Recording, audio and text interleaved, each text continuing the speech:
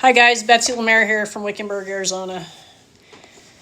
Just kind of a follow-up from yesterday, and we were talking about how it's just seems hard when you've picked the wrong people and why did you pick them. But today, how do you get out of that situation? Or should you get out of that situation that you're in? I think that comes down to, are they treating you right? Are they who they say they are? Are they a good mom? Are they a good dad? Are they a good partner for you in life? How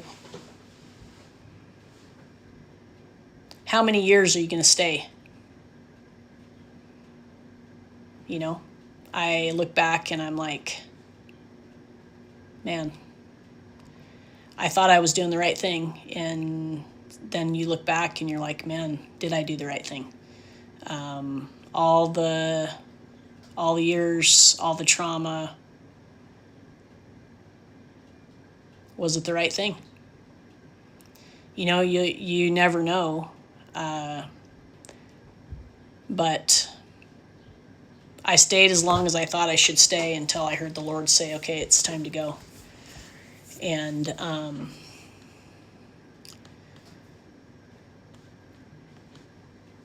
man, you gotta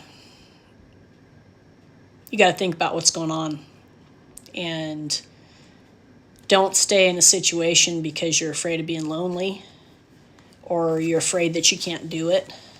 You're afraid you can't make a living. You're afraid you can't, keep track of those kids and pay for everything. And don't stay because you're afraid. Don't stay because they make you afraid, and don't stay because they beat you down and tell you can't do it without them. Because if they're beating you down and running everything down that's you, and whether that's the person you are or the things you like to do, or they manipulate you and they isolate you from your family and your friends, man, that's tough. I've been there. You got to go. And you got to pray about it. Obviously, don't ever do anything unless you've prayed about it. But there's a point where sometimes you get backed in the corner, and there's no other way but out. And it's not easy. And it's going to be the hardest thing you ever did.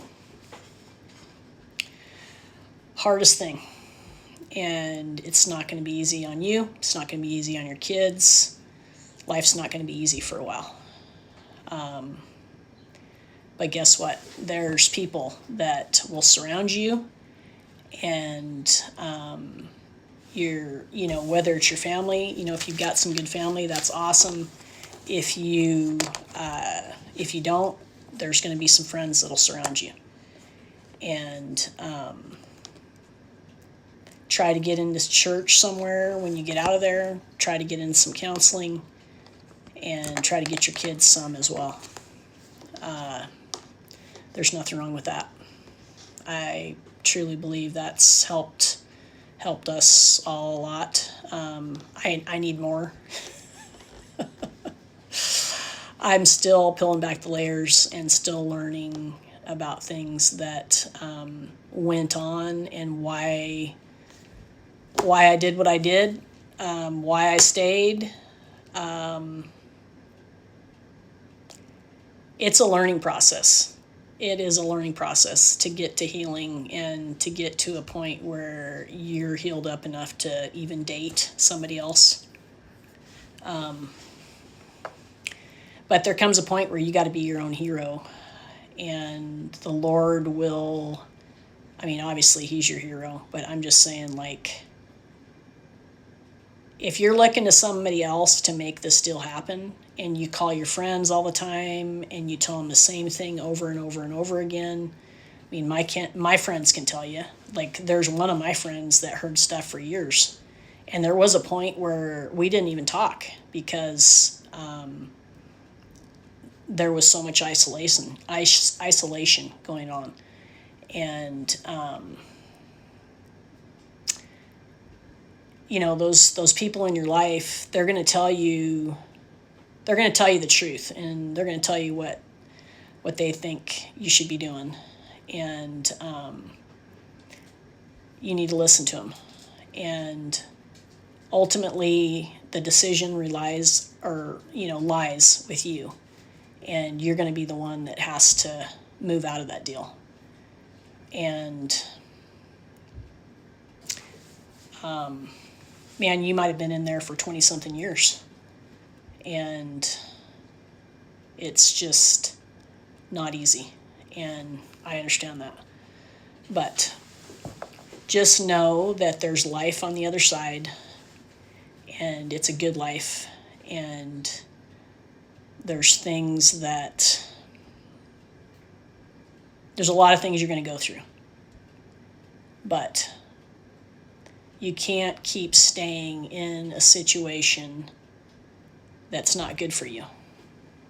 Whether you're married to them or you're not married to them, you know, maybe you don't have kids, maybe you're single and you're with somebody that it's just not a good deal, and you know it's not, and you keep calling your friends and you keep talking about it, and ultimately you got to do what you think you've got to do. And I told one of my friends today, you know, if you stay, I support you, or, you know, stay in the middle of this deal, whatever it is, like, I support you either way. That deal's not abusive, but it's mentally abusive, some of the stuff. But this person's so used to being talked to that way, and I'm like, is that right? That's not right. That's not right for them to talk to you like that. How is that correct? It's not. It's not correct. If they're beating you down and they're running you down and they're using things that you've told them, you know, things that you tell somebody and confess to somebody that maybe weren't right, you shouldn't have done, and then they're going to flip that back on you, and then they're going to just poke you with that. That's not right. You don't need that.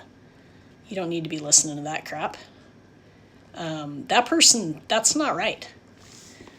So, anyway.